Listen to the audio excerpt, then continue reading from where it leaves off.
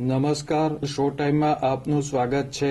ભાવનગરના નીલમબાગ પોલીસ મથકમાં નોંધાયેલ ગુજસીટોકના ગુનામાં છેલ્લા 2 વર્ષથી ફરાર શખ્સની પેરોલ ફરલો સ્કોડે ધરપકડ કરી કાયદેસર કાર્યવાહી હાથ ધરી હતી.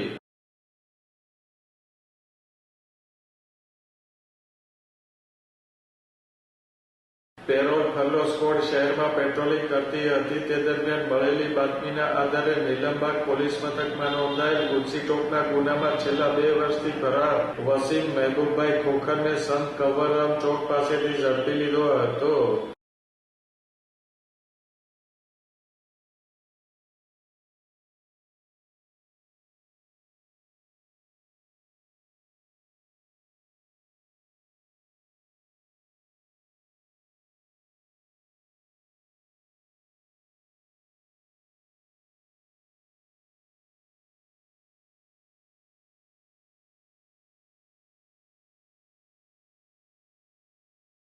નીલમબાગ પોલીસે આરોપીનો કબજો મેળવી આગળની કાર્યવાહી હાથ ધરી હતી.